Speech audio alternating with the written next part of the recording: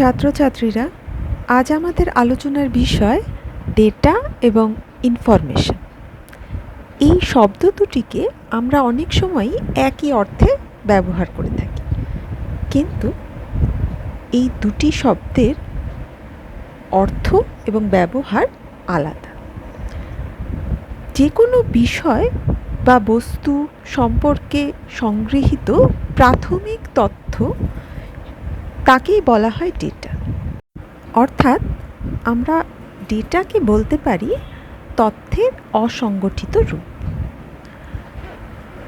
কোনো স্থানের নাম, কোনো ব্যক্তিবিশেষের নাম, তার বয়স ইত্যাদি প্রত্যেকটি এক একটি তথ্য বা ডেটার উদাহরণ।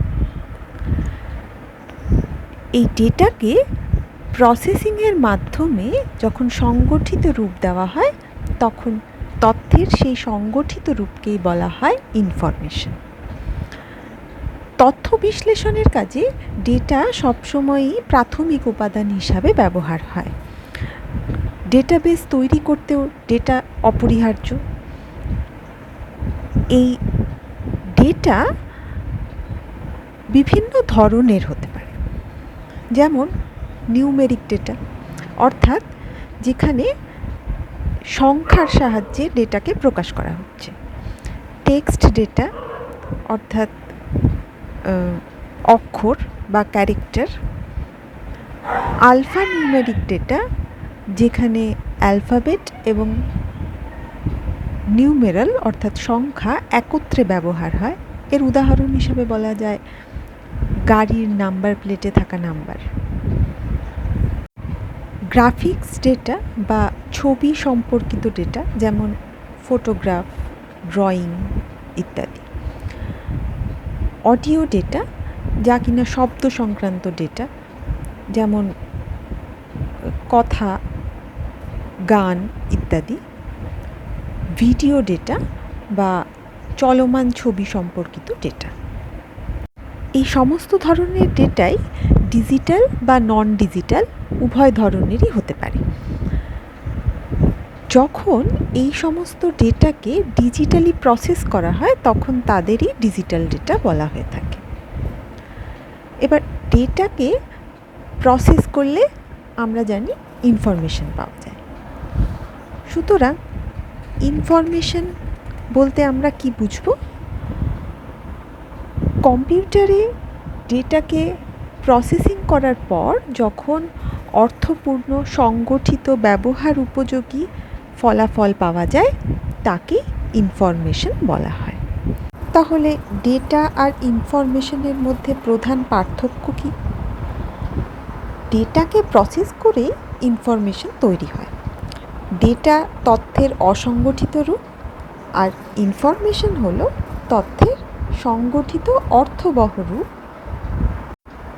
ডেটা বিচ্ছিন্ন তথ্যের সমাহার হওয়ার জন্য ডেটা থেকে কোনো বিষয় সম্পর্কে সম্পূর্ণ ধারণা পাওয়া বা তার উপর নির্ভর করে সিদ্ধান্ত নেওয়া সম্ভব হয় না। কিন্তু ইনফরমেশন সংগঠিত এবং সম্পূর্ণ তথ্য, সে কারণে ইনফরমেশনের উপর ভিত্তি করে কোনো বিষয় সম্পর্কে যেমন জানা যায়, তেমনই সিদ্ধান্ত গ্রহণ করা যায়। ডেটা প্রসেসিং বলতে আমরা কি বুঝব? যে পদ্ধতিতে বিভিন্ন উৎস থেকে সংগৃহীত প্রাথমিক তথ্যগুলিকে সংগঠিত, ব্যবহার উপযোগী, অর্থপূর্ণ তথ্যে পরিণত করা হয়, তাকেই ডেটা প্রসেসিং বলা হয়। ডেটাকে প্রসেসিংয়ের মাধ্যমে ইনফরমেশনে পরিণত করার পদ্ধতিটি কয়েকটি ধাপে সম্পন্ন হয়। এগুলিকে ডেটা প্রসেসিং সাইকেল বলা হয়। এই ডেটা প্রসেসিং সাইকেলের ধাপগুলি আমরা এবার আলোচনা করব। প্রথম ধাপ সংগ্রহ বা কালেকশন। ডেটা প্রসেসিংয়ের জন্য বিভিন্ন উৎস থেকে প্রসেসিংয়ের বিষয়ের সম্পর্কিত ডেটা কালেকশন বা সংগ্রহ করা হয়। এই সংগৃহীত ডেটাগুলিকে একটি জায়গায় একত্রিত করে ইনপুট দেওয়ার জন্য প্রস্তুত করা হয়, তাকে বলা হয় প্রিপারেশন। প্রিপারেশন বা প্রস্তুতিকরণের পরের ধাপটি হলো ইনপুট। এই ইনপুটের ধাপটিতে সংগৃহীত সাধারণ তথ্যগুলিকে সুবিধে মতো সাজিয়ে নিয়ে কম্পিউটারে প্রবেশ করানো হয়। এই ইনপুট দু রকম উপায় হতে পারে, ইলেকট্রোমেকানিক্যাল এবং ইলেকট্রনিক। ইলেকট্রোমেকানিক্যাল পদ্ধতিতে ডেটা ইনপুট পাঞ্চ কার্ডের মাধ্যমে হয়ে থাকে। বর্তমানে তার ব্যবহার খুব একটা নেই। ইলেকট্রনিক ডেটা প্রসেসিংয়ে কিবোর্ড, মাউস ইত্যাদি ইনপুট ডিভাইসের মাধ্যমে কম্পিউটারে ডেটাকে প্রবেশ করানো হয়। ইনপুটের পরের ধাপ প্রসেসিং। এই প্রসেসিং আবার কতগুলি ধাপের মাধ্যমে সুসম্পন্ন হয়। প্রসেসিংয়ের প্রথম ধাপটি হলো ক্লাসিফিকেশন বা শ্রেণী বিভাজন। যে ডেটাগুলিকে ইনপুট হিসাবে প্রবেশ করানো হলো তাদের পৃথক পৃথক শ্রেণীভুক্ত করে আলাদা করা হয়। যেমন কোনো ছাত্রের তথ্য সংগ্রহ করার পর তার নাম, ক্লাস, রোল নাম্বার ইত্যাদি আলাদা আলাদা শ্রেণীতে নথিভুক্ত করা, একে বলা হয় শ্রেণী বিভাজন। এই শ্রেণী বিভাজনের পরের ধাপটি হলো বাছাই করা, অর্থাৎ এই ক্লাসিফাইড ডেটাগুলিকে নির্দিষ্ট ক্রম অনুযায়ী সাজানো হয়। যেমন রোল নাম্বার অনুযায়ী ছাত্রদের নাম সাজানো। ক্লাসিফিকেশন এবং সিলেকশন এই দুটি ধাপের পরের ধাপই হলো ক্যালকুলেশন। এই ধাপে পৃথক পৃথক শ্রেণীভুক্ত করা তথ্যগুলিকে প্রয়োজন অনুযায়ী গণিতের সাহায্যে গণনা করা হয়। যেমন কোনো ছাত্রের সবকটি বিষয়ে প্রাপ্ত নম্বরের যোগফল নির্ণয় করা, কোনো সংস্থার কর্মীর মোট বেতন নির্ণয় করা ইত্যাদি। এই তিনটি ধাপের পর প্রসেসিংয়ের চতুর্থ ধাপটি হলো সংক্ষিপ্তকরণ বা সামারাইজেশন। এই ধাপে প্রয়োজন অনুযায়ী ডেটার পরিমাণ কমিয়ে সংক্ষিপ্ত আকারে পরিণত করা হয়। প্রসেসিংয়ের মাধ্যমে প্রাপ্ত ফলাফলকে আউটপুট বলা হয়।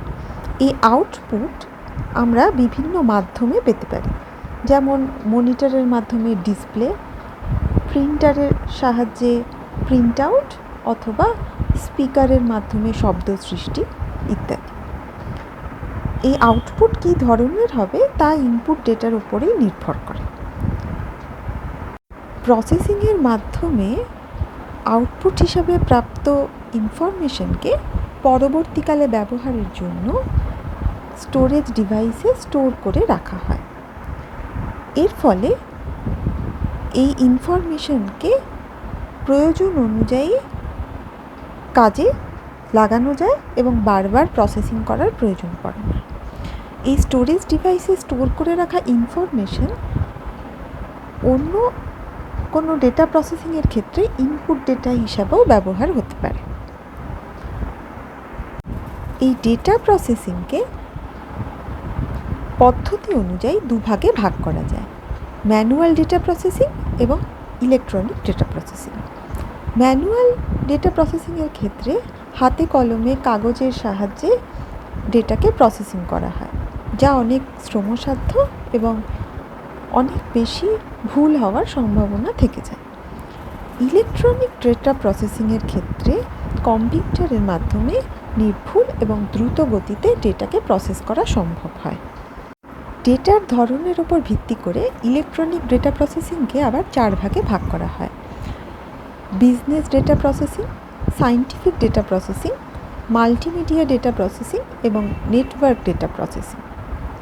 বিজনেস ডেটা প্রসেসিংয়ের ক্ষেত্রে ব্যবসায়িক আয় ব্যয় প্রভৃতির হিসাবের জন্য ডেটাকে প্রসেস করা হয়। সায়েন্টিফিক ডেটা প্রসেসিংয়ের ক্ষেত্রে মূলত বৈজ্ঞানিক গবেষণা সম্পর্কিত ডেটাকে বিশ্লেষণ করা হয়। এই ধরনের ডেটা অত্যন্ত জটিল হওয়ার জন্য এই ডেটা প্রসেসিংয়ের ক্ষেত্রে অত্যন্ত শক্তিশালী কম্পিউটারের প্রয়োজন হয়ে থাকে। মাল্টিমিডিয়া ডেটা প্রসেসিং মূলত মাল্টিমিডিয়া ডেটাকে বিশ্লেষণ করতে ব্যবহার করা হয়। এই ধরনের ডেটাকে প্রসেস করার জন্য বিভিন্ন মিডিয়া ডিভাইস যেমন ওয়েবক্যাম, সাউন্ড কার্ড ইত্যাদি যন্ত্রাংশ কম্পিউটারের সঙ্গে যুক্ত করতে হয় এবং বেশ শক্তিশালী মাইক্রোপ্রসেসর যুক্ত কম্পিউটারের প্রয়োজন হয়।